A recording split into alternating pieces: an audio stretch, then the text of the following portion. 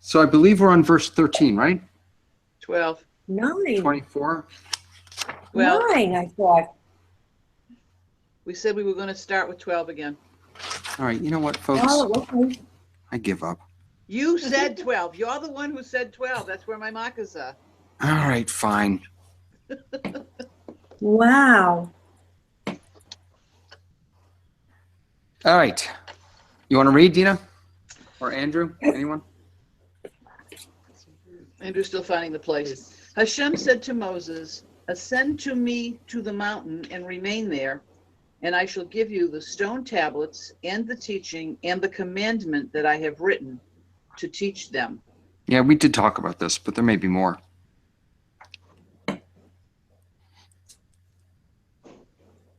Right. The question was, what are the teachings and the commandments? All right. Right. So we have Nachmanides says that the tablets were the 10 commandments that I have written. The rest of the Torah was not written by God, but would be transmitted to Moses to teach them. Rashi says all 613 commandments are subcategories of the 10 commandments, so that all 3 categories are implied in the tablets. And Sforno, and this is the one I think that we kind of honed in on, Sforno defines teaching as the philosophical, intellectual aspects, and commandment as the rituals. Right. And And one I more. have slightly Go ahead, Mom. and the commandment, the practical or active part. And Ibn Ezra says the teachings are the written Torah and the commandments are the oral Torah. Huh. Wow. Say that again? Ibn Ezra says the teachings is the written Torah, meaning the Bible, and the commandments are the oral Torah, the Talmud. Okay. Huh. The teaching and commandment that I have written. What's the other one? Stone tablets with the teaching and commandments, which I have inscribed. Okay, so this set of, regardless, this set of tablets has been written by Hashem. Right. So I also have, it says, either Moses had descended with the entire delegation and is now instructed to ascend once again, or he was still on the mountain and is directed to ascend to its highest level. The former, the fact that he went down, is favored by verses 13 and 14, which imply that he has been down among the people. The fact that he was supposed to go higher is supported by the parallel account in Deuteronomy, in which Moses is told, "But you remain here with me." 2 strands of tradition appear to have been interwoven here in this account. Dina, going back, you finished the last thing you said was that Hashem wrote the Torah, but Sforno goes on to say in his No, I little. said Sforno wrote the tablet. Hashem wrote the tablets. I did not say the Torah. Okay. He inscribed the Thank tablets. We're still talking about what actually is on the tablets. Are the tablets only the 10 commandments? No, that we know for sure. Right. Yeah, but because Sforno says everything was written originally in heaven, and it would have been given to Israel in its totality were it not for the sin of the golden calf. The Torah was written by Moses at God's behest. Right. Right. Okay, I'm sorry. I thought you said Torah before instead of. No, I said tablets. I was very specific when I said tablets. Well, my ears aren't working too good. You're younger. I really thought about that word choice. I'm fascinated with what you just said, Dina, about the going up, because back in verse 9 it says that they ascended already, Right. and now it says God says, "Come up to me." Yes, but remember that he did not raise his hand against the leaders. They beheld God and they ate and drank. Do you think they ate and drank on the mountain, or do you think they ate and drank when they went down? Because we had that was the whole conversation we had last week.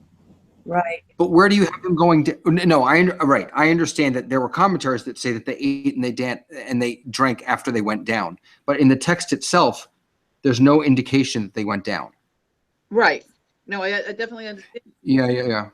But Well, how about but what it this? said was the idea of their going down is in the next two verses, Right, which we haven't which we gotten haven't to yet. gotten Yeah. to yet. But maybe Yeah. they weren't all the way up at the top. I don't think they were. I don't think the elders and Aaron and the two sons were ever at the very top. Right. I think Moses could go higher. the only one who got up there. Yeah. If you look at, when we look at 13:14, though, there really is, I mean, that's pretty convincing to me that should we read that just so that we can look at it as a unit? Because that's pretty convincing to me that they actually did go down to eat and drink. Yes. Okay. Moses stood up with Joshua, his servant, and Moses ascended to the mountain of God. To the Wait. Sorry. Ascended to the mountain of God? That's what in my translation here. So mine just says ascended the mountain of God. Okay, so. But the Hebrew I think is better translated as to. I agree. All right, sorry about that. That's okay. To the elders, he said, "Wait for us here until we return to you. Behold, Aaron and Hur are with you. Whoever has a grievance should approach them." All right, so now that that to me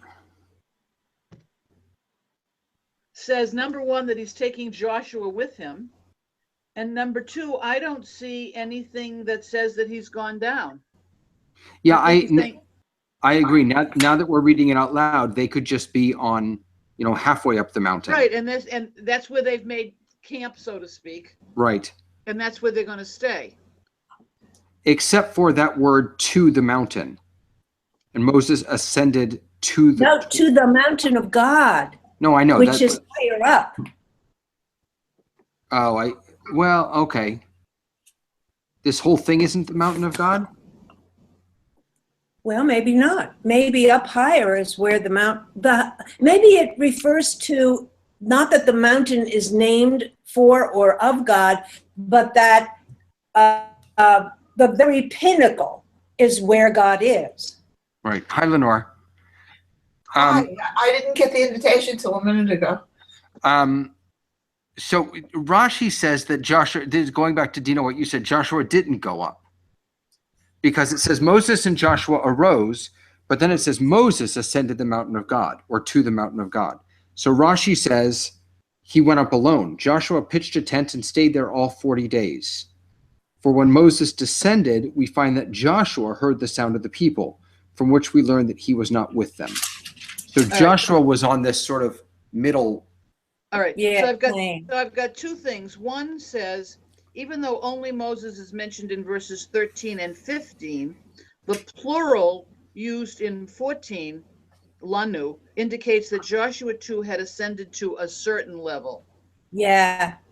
Lenore, we're at chapter 24, verse 13. Yes, ma'am. Thank you. But I also have, Joshua was not commanded to go, nor did he have any function at the mountain. He was the loyal student and servant accompanying his teacher and waiting for him at the foot of the mountain until he returned 40 days later. That's from Rashi. Well, that doesn't make any sense. And then the sages teach that this sort of loyalty earned Joshua the privilege of being Moses' successor. That doesn't make a lot of sense. Well, wait a minute. It's talking about a mountain and then a mountain of God. Could that mountain of God be the very uppermost of the mountain? Because that's where it says in verse 15, Moses ascended the mountain and the cloud covered the mountain. And that would be only at the very top. Would the cloud cover the mountain? The mountain of God is what they're referring to at the very top. Why would the cloud only cover the very top? That's the way clouds tend to settle. Yeah, but there's nothing natural about this. This isn't a natural occurrence. Even if there were, when I was in Alaska, we never got to see for very long a clear view of Denali, Mount McKinley. Mount McKinley? Is that Denali? Yeah. because the clouds were so low on the mountain that it covered half the mountain. So you couldn't recognize it because you couldn't distinguish it from any other mountain. So, descended on the mountain, there's no way of knowing how far down on the mountain it covered it. And as you said, Rabbi, we're not talking about a natural cloud formation here either.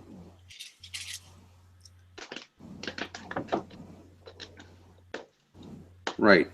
And I can see it's fun to use the image of, okay, here's this mountain, and then the mountain gone. That's the mountain on top of the mountain. Right. I'm not. I mean, look. If you think about other sacred spaces, if you think about the Mishkan, the tabernacle, if you think about the temple, the idea of having a holy space where the elders can go, and then a holy of holies higher up where Moses can go, makes sense. But I mean, you could make that argument. I don't know. It doesn't resonate with me, but you could make that argument, I think. Does it not say earlier in a verse that when the people came to the mountain, they really were just coming closer to the base of the mountain? But otherwise, they were a bit back from the base of the mountain? They were told to stay back. Right. So maybe the elders were allowed to simply come forward close to the base. When you go up to something, you can literally go up, or you can go toward it. We're going up. I'm coming up to my computer here versus I'm going up. So maybe they were coming, up to the base of the mountain, whereas Moses went all the way to the top and Joshua camped on the side or something. I don't know. There might be a difference. They came to it. My translation says ascended. Well, yeah, it says ascended. Says what? It says ascended, but it says that Moses ascended to the mountain, and that word is still sticking in my in the spokes of my wheel. How can you ascend to something or toward something? You ascend something. You don't unless it said up an incline to something. When you said ascend to, you. No, okay, fair, right. So if we say that the mountain of God, as my mom was saying, is almost a separate area of the mountain or a separate thing, then you could say he ascended the mountain toward the mountain of God. Right, you could make that argument. Or to the mountain of God. Right, to the mountain of God. Yeah. He ascended Mount Sinai to the mountain of God, meaning the top. I don't know. There's something that bugs me about that. I don't know, because going ahead again, verse 16 says the glory of Hashem rested upon Mount Sinai. 16? Verse 16? Yeah, I don't want to discuss it yet, but Well, yeah, it does. Well, no, it doesn't say it covered. Vayishkon means in it dwelled. right. The cloud of God dwelt on Mount Sinai. It doesn't really say that it covered it. That's sort of us. All right, well, but look at verse 16. The cloud covered it for 6 days. Oh yeah, the second. Sorry, that I actually was reading 16, but then the next words, Vayichasehu. Yeah, that does mean covered. Lord. Mount Sinai. And then it says that God called to Moses from the cloud. It says here from the midst of the cloud. Right. Yeah, that's what I have too. But that could still be the cloud was just on the top of the mountain, because that's God calling out from the cloud. Because verse 17 says the appearance of the glory of Hashem was like a consuming fire on the top of the mountain. Oh, that's true.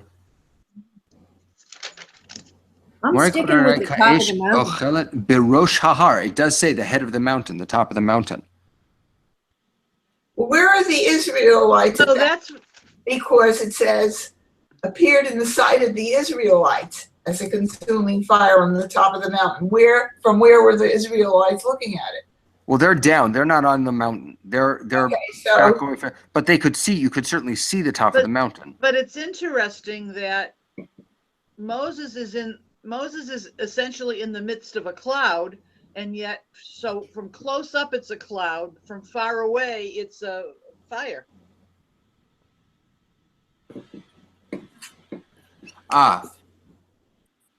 They're not two separate things, you're saying. The presence of the Lord from Moses' perspective was he was in the midst of a cloud. Almost, you know what that makes me think of? Look, I've never been in one, but it's almost like Moshe is in the eye of the storm, right? Where everything is calm, but from far away, it's a raging hurricane or tornado or whatever. Okay, and I'm thinking on their march, a cloud by day and a fire by night. Right. The same being. It's just, and it's not, but it's not even that it changes. It's not that it is a cloud by day and then it turns into fire by night. It's our perception of it changes. Right. But it's a single entity. Right. Well, now, when I look closely in the middle of verse 16, he called to Moses on the seventh day from the midst of the cloud, which makes it sound like Hashem is the cloud or in the cloud, but Moses isn't. Moses is outside the cloud, and Hashem is calling from the middle or the midst of the cloud. did God call to was it God who was outside the mountain or Moses? Because it says there's no comma there. On the seventh day, he called to Moses from the midst of the cloud. God was outside and called into Moses, who was in the midst of the cloud, or he called to Moses. God was inside the cloud and called to Moses. No, because it says he called to Moses from the midst of the cloud. So I think that means God was in the cloud. But maybe again, Moses is in the eye of this cloud, the eye of this storm. In So 18.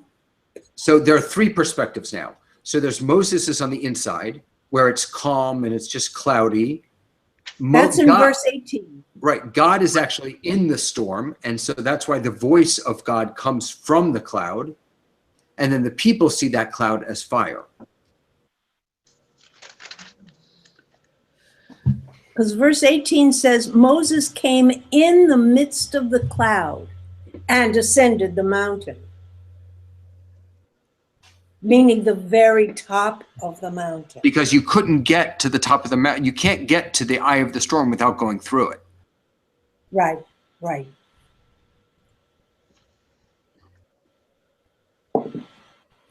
I don't think Hashem was in the storm or in the cloud. I think he is that in part. That is simply how he appeared. Right. Not that he was somewhere in there. But from our or from Moses's or anyone's perspective, God's voice emanates from the cloud. Yeah, exactly. But God is that storm. Right. And when Hashem enters the eye of the storm, as you put it, which is very calm and very sweet compared to what's around it, Moses is, well, he's with God, period. For 40 days and 40 nights. No wonder he doesn't need to eat or sleep and can work. I mean, he's in the eye of the storm. You know, thinking about God as a storm is interesting because I don't want to beat this analogy to death, but you know, when you think about holiness and how holiness is so powerful, but powerful means dangerous as well as beautiful. You know, Aaron's sons who go in and they do one wrong thing and they get zapped, and you know how we have to be so careful with the Torah. I mean, it's a storm can be. Naomi recently, ever since the hurricane down here, which was really nothing, Naomi has been fascinated by hurricanes and tsunamis, and she watches them on YouTube. And you know, it's there's something beautiful about a storm, the power of a storm, when you're outside of it, when you're watching it from a distance. or when you're in the safety of the eye. Just like there's something very beautiful about God from a distance, but as soon as you get close to God, it becomes really, really dangerous.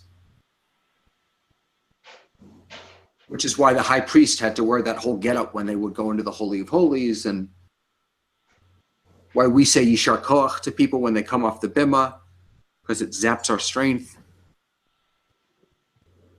And Moses being the only one who's been able to actually go through the storm and make it to the eye. Yeah.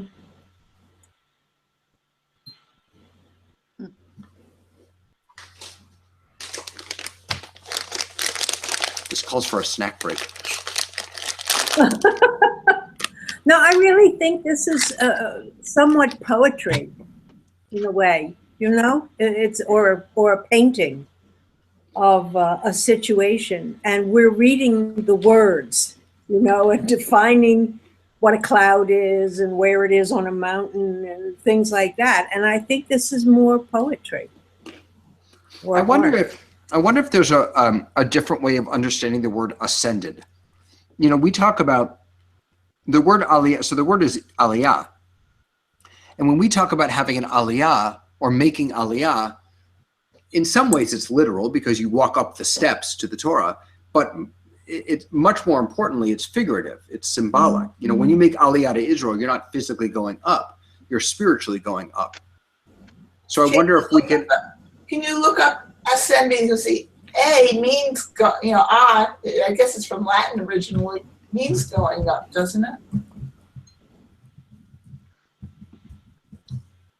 I'm looking it up right now. Ascend, it's from Latin. I have elevation or going up. It is up. So Going what's the etymology? To rise, to reach, to climb. No, those Yes, are definitions. it's a motion. It comes from the Latin. What words in Latin? Ascendere. It's Ad, something. AD is two, and scandere, ascendere is to climb. So to climb to. One who makes aliyah is called an ole, meaning one who goes up. Right. Wow. All I'm suggesting is that going up, that word for us, at least in modern day Judaism, is not as much about physically climbing a structure as it is about spiritually ascending. And so I wonder if we could think here about Moses that, I mean, yes, he was going up a mountain, but we've been sort of focused on, you know, did Moses go up higher than all the other people physically? And I wonder if maybe it isn't about that. Maybe the mountain of God is not higher than Mount Sinai. Maybe it is deeper in Mount Sinai, like the eye of the storm is deeper in the storm.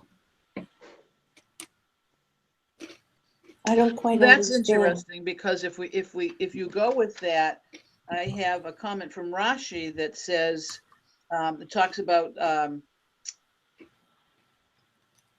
these 6 days were after Moses, blah blah blah blah. This teaches that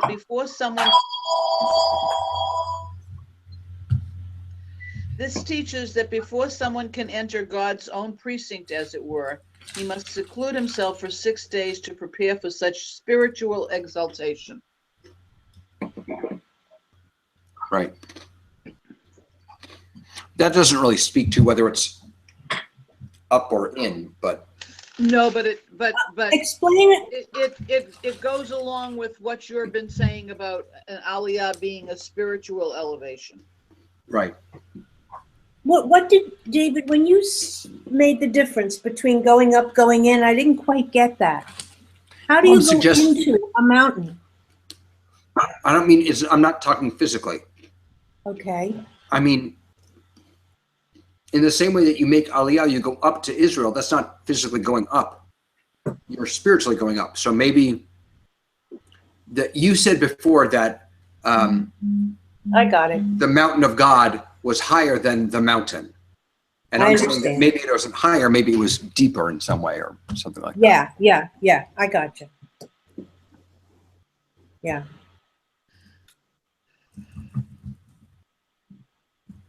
Yeah.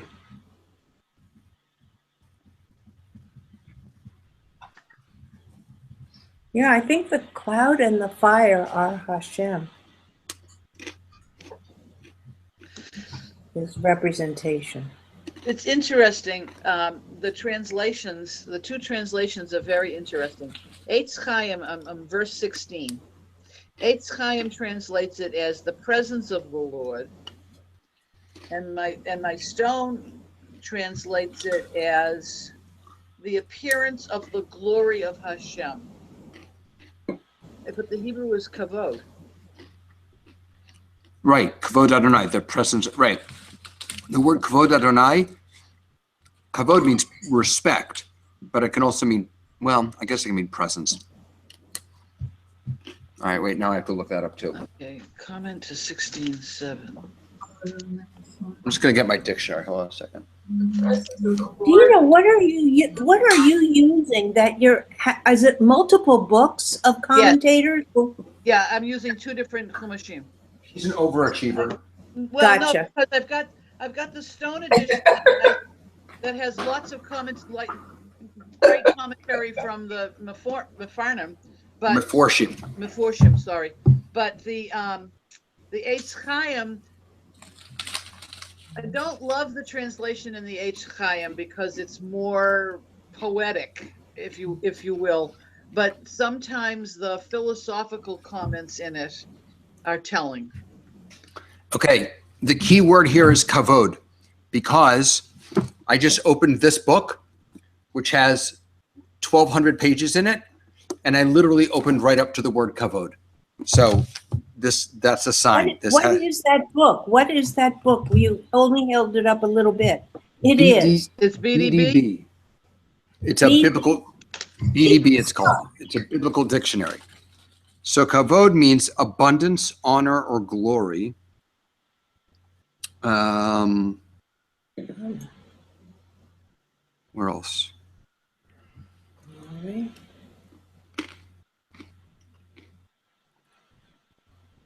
Glorious, heaviness, splendor, glory. Did you say heaviness? The heaviness of Hashem? Kavod comes from the word kaved, which means heavy. Okay, so It also means liver, because liver is a heavy organ. I have a reference for kavod. It says the glory or majesty of God, a manifest presence. See comment to 16:7. So I went back to 16:7, where it says, "In the morning you shall behold the presence of the Lord." Where is it? Uritem et kavod Adonai, and it says here, this is the first biblical usage of the crucial Hebrew phrase kavod Hashem.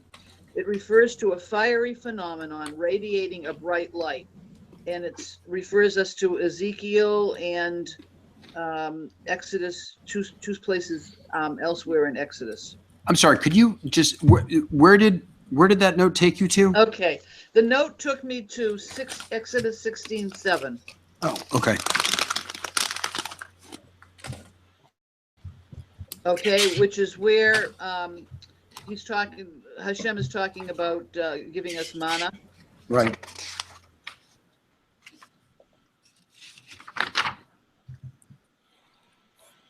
Which is not Right. 16. Now, in the morning you'll behold the presence of the Lord. Yeah.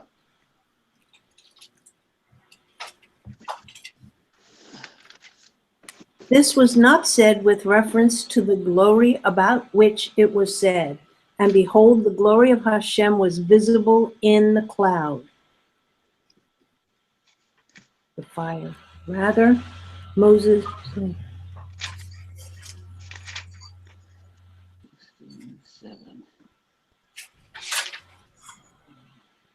Huh.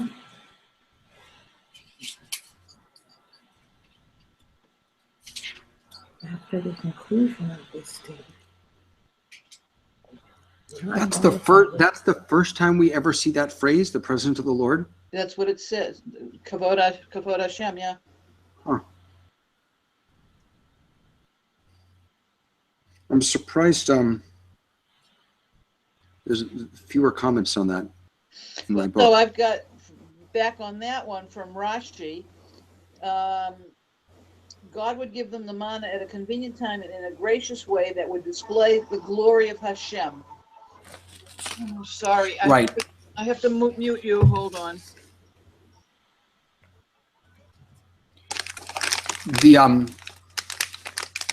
That whole comment, all the comments over there seem to be about the Rashi, not about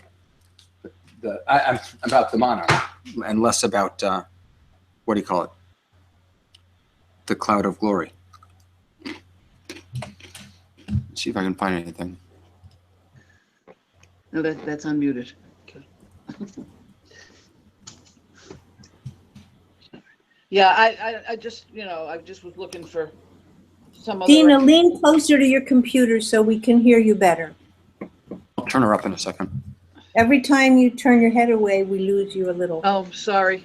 I can't get much closer and still get Andrew in the picture. It's all right. I turned you up. Should be a little better now. All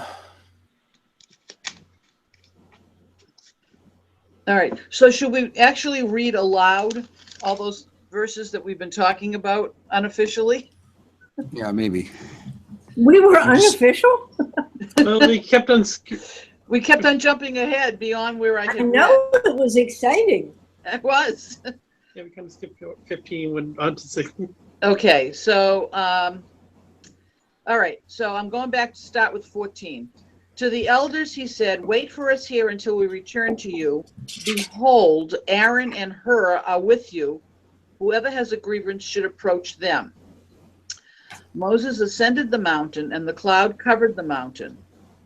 The glory of Hashem rested upon Mount Sinai, and the cloud covered it for a 6-day period. Hashem, it says he, but I'm assuming it's Hashem, called to Moses on the 7th day from the midst of the cloud. The appearance of the glory of Hashem was like a consuming fire on the mountaintop before the eyes of the children of Israel. Moses arrived in the midst of the cloud and ascended the mountain. And Moses was on the mountain for 40 days and 40 nights. When you began reading 17,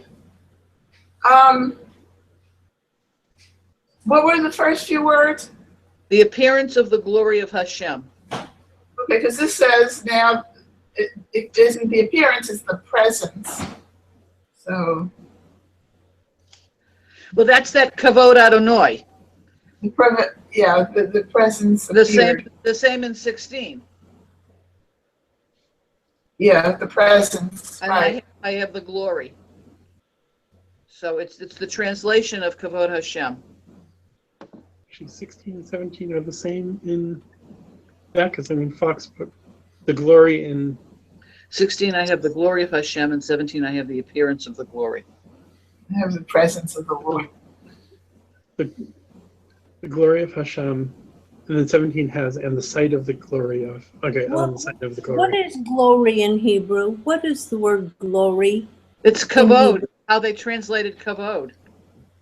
Kavod. K-V-O-D? Yeah, well, yeah, you might have an apostrophe in there. Because English is very it's very hard to spell English, Hebrew words in English. Kavod, if you were going to spell, the word is actually kavod, K-A-V-O-D, but when it's grammatically, when it's connected to another word, it's I forget what I don't remember the grammatical name for this, but it's the glory of God. When you have that of God, it becomes kivod. Are you ready to be impressed? It's called pre-protonic reduction. I can't believe I remember that. I remember that from my biblical pre-protonic reduction, which means the second reduction. The first, when you add something to the end of a word, like Adonai, it changes the first vowel. It reduces the first vowel from a hard vowel to a soft vowel, from kavod to kivod. Oh, I feel much better. I hope I just explained that right now. I have to look it up. Conic reduction. Kavod. Of course, they're not going to have it pre. Here we go. Oh, it is a real thing. Wait. Yeah, pre-protonic reduction.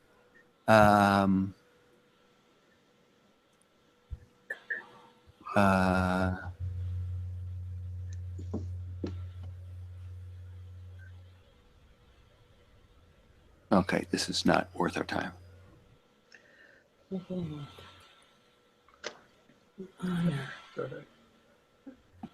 Just looking at books from the library survey that was sent out this week. I've been to respond to. Oh, pretonic. Sorry, pretonic reduction, I guess. I guess. Well, that makes sense because pre means before. Tonic would be the sound, and then you've reduced it from a hard vowel to a soft vowel. No, but I think it's maybe pre-protonic because pre-protonic means the two vowels back, and that would be kivod. It doesn't matter. It really doesn't matter. Okay, let's move on. What's kol havod? What is kol havod? Kol hakavod? Yeah. Kol hakavod means all the. Say again. Kol havod,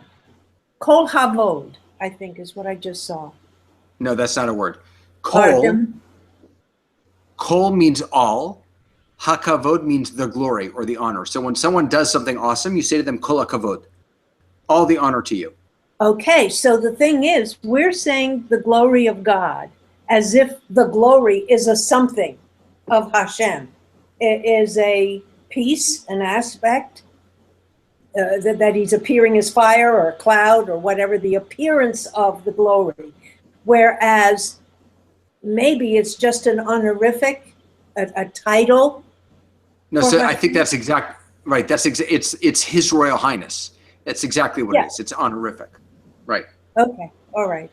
In so fact, it's the appearance of His Highness Hashem, to use, whatever. Right. In fact, when the second line of the Shema, when we say Baruch Shem Kevod, Malchut Olam, blessed is the name, the glorious name of God's sovereignty. So that was the reason that's in the Shema is that in antiquity, when they would actually say the Shema, the leader, the Chazan or whoever was leading, when you said Shema Yisrael, God's name, they would actually say God's name. The priest would actually say God's name. And whenever you heard that name, you would say Baruch Shem Kevod Malchut Olam V'Od. You would honor the hearing of that name. Right. With an honorific statement. Okay. I don't even know where we are. And actually, one of the 17, I think. And All right, go ahead, Andrew. Sorry. when Dana went through this whole thing, it just occurred to me something that, and it's probably a question that I could have, should have thought of before, of with Aaron and her and whoever has, well, this one was a legal matter is to approach them. Before we have the law, what is the Well, they still have to. objection of the legal matters? But disputes have to be settled. If there are disputes, somebody's got to be the decider. So, The best shirt that I don't mean to digress, but one of the best slogans and shirts that I've seen lately is a shirt with a picture of George Bush on it that says, "You miss me yet?"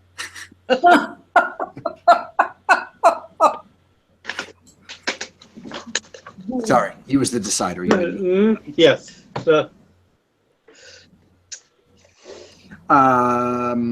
Yeah, so what's with this legal stuff? Right. Anyone who had a legal matter would be in the camp, and the place of judgment was there as well. Yada, yada, yada.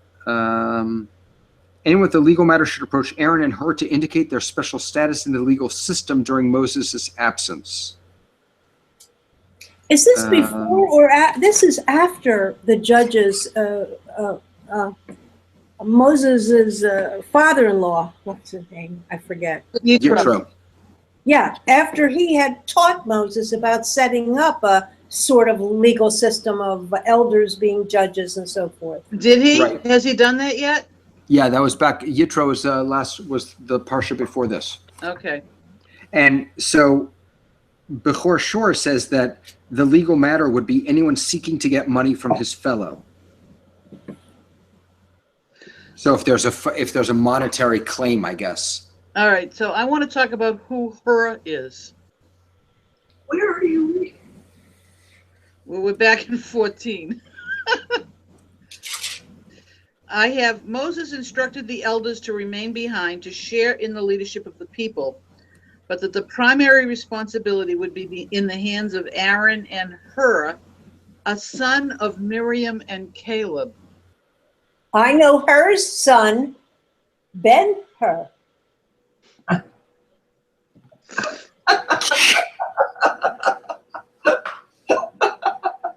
Very nice, Mom. Anybody still talking to me?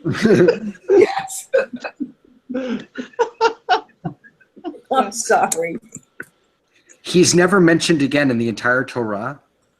Rabbinic tradition says he was killed during the golden calf affair. Okay, but a son of Miriam and Caleb? Right. Do we ever talk about Miriam? It's Midrash that Miriam and Caleb got married.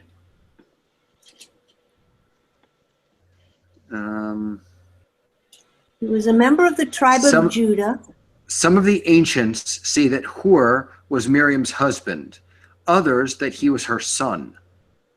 An individual voice in the rabbinic writings claims that he is the son of Caleb, son of Jephunneh, that Hur was the father of Uri, who was the father of Bezalel, and that therefore Bezalel was 13 years old when he built the tabernacle, which is highly implausible.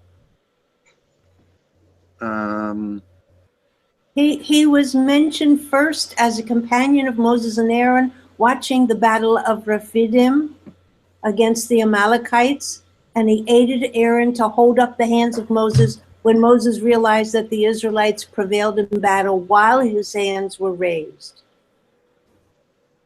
He's one of the people who held the hands? Yes, he and Aaron held Moses' hand. Aaron and Hur stayed up his hands, the one on the one side, the other on the other. And where is And this? I forgot that he was one. And he is mentioned once more as No, Moses. wait.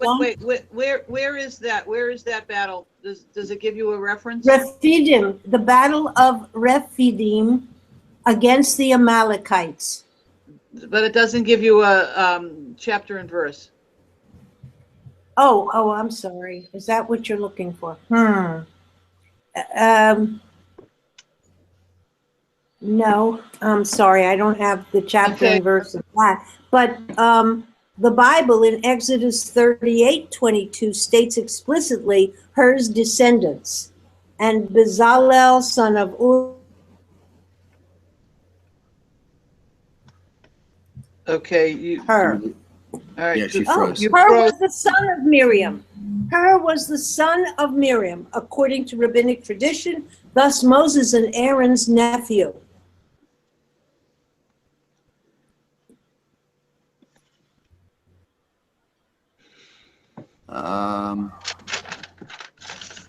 Yeah, it's just that it's tradition because there's nothing in the text that I remember that ever talks about Miriam either getting married or having children, Right.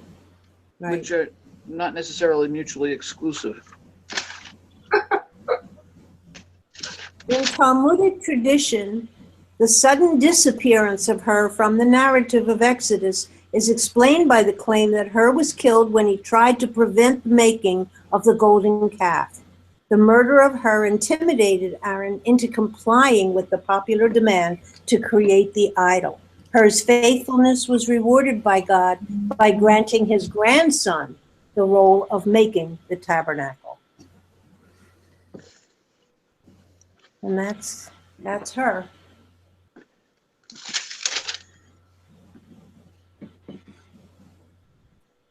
In the book of Chronicles, Hur is either the son or the father of Caleb. Here.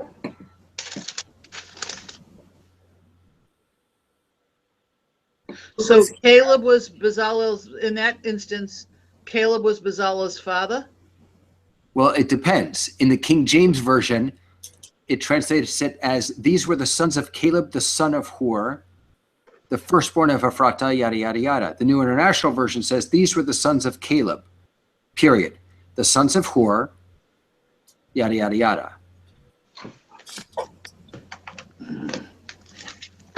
So it's really confusing. So Hur is either Bezalel's grandfather or Father. no. No? Yes. I'm sorry. Yes, either his grandfather or his father. I think.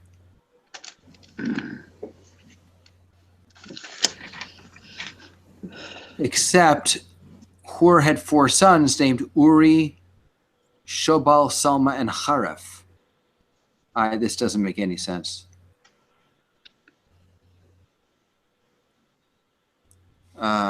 Is it important? I mean, is it important for us to know that?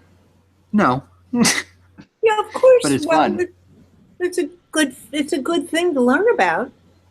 So the idea that Miriam and Kalev got married is from the Talmud in Sanhedrin, and that they fathered Hur. That's there also.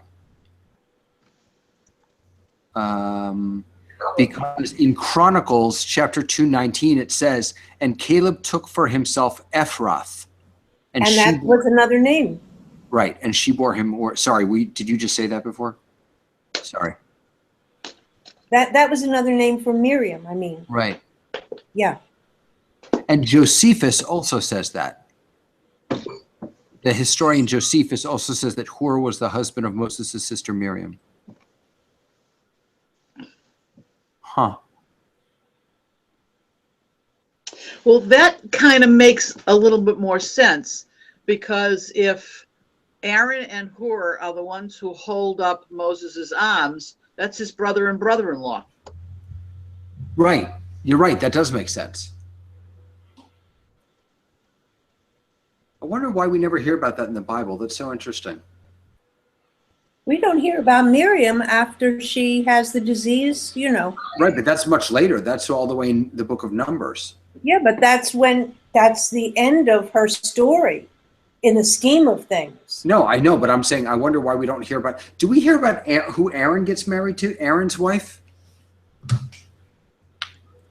Who is Aaron married to? I don't know. Only his sons. No, he just has 4 sons. Oh, Elisheva. Elisheva. Oh, okay. In Exodus chapter 6:23, I think. Let me look that up real quick. 6:23.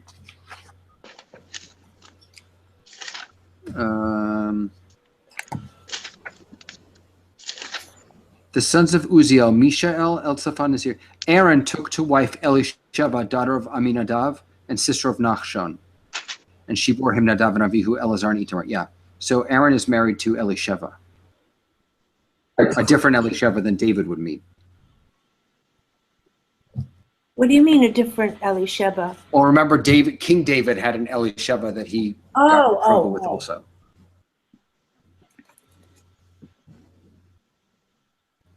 Is it the richest Levi? Huh. Okay. So we're down to saying that her could have been, well, to one source, her husband, to other source, her son. Right. Which one are we believing? I like the husband because of what Dina just said about holding his arms up. Where did we see Hur again? Where is he in here? He is Going up the mountain with Aaron, so it's got to be Aaron and her, verse 14. 24:14. Oh, right. Okay, thank you. So that would also make sense if he was indeed Miriam's husband. Why does it make more sense for the husband than, or the brother-in-law than for the nephew? Why is that?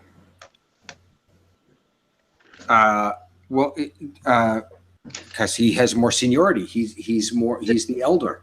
I was going to say it's a generational thing. Yeah. Ah. Well, what happened to her husband? Could her husband have passed? And so her son becomes her representative? It's possible, but we haven't heard about him passing. Wait a minute. If her husband is Caleb,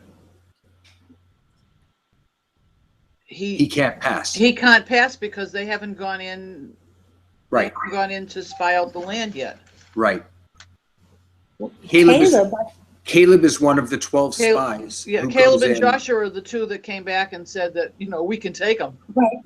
right. But I thought you just said was Miriam's husband. No, but your question was, why couldn't her be her son and still stand next to Moses? Why does it have to be? So we're saying if Hur was her son, then her husband would have been Caleb, but Caleb cannot have died because he's one of the spies that goes into Israel. Good. Thank you. So that's a good argument for him being her husband, I think, at least. All right, I'm going to vote that we stop because we're about to start a new Torah portion. Okay. And Nachmanides has a big introduction to this Torah portion. We might need to look at that next time. Is it in book here? No, it's if you don't have Nachmanides, then you won't have it. But I'll try and read it before we gather next time, make sure I understand it. See if it's worth our time. Rabbi David? Yeah. Just letting you know, I'm on my way to my daughter's coming tonight Lovely. from New Jersey. Lovely. Enjoy. Thank you. So next week, I'll learn with you all, and then next Thursday or next Saturday, I'll see some of you. Oh, you're going up. Andrew, I'm coming to Shul on Shabbos morning. Okay. Tell everyone I'm coming in town. I want everyone to come see me. Did you reach out to Rabbi Levine? No, not yet. I kind of don't want to because I don't want her to ask me to give a Devar Torah or anything. Yeah, but I just kind of want to show up. You want to blindside her? I said you want to blindside her by just showing up? What do you mean blindside her? I'm just going to Shul. I know. All right, I'll send her a note. but I'll send her a consider note. Who you are. I'll consider who I am. What? Hold on. Yes. All right, wait. I'm Considering emailing her right who you now. What's her were. name? What's her name? Nava Levine. You can do Rabbi at Nava. Temple Beth Abraham. I got it. Okay. I know that email address. All right, everyone. Have a wonderful rest of the day. Thank you. You too. All right, Kiss bye. everyone.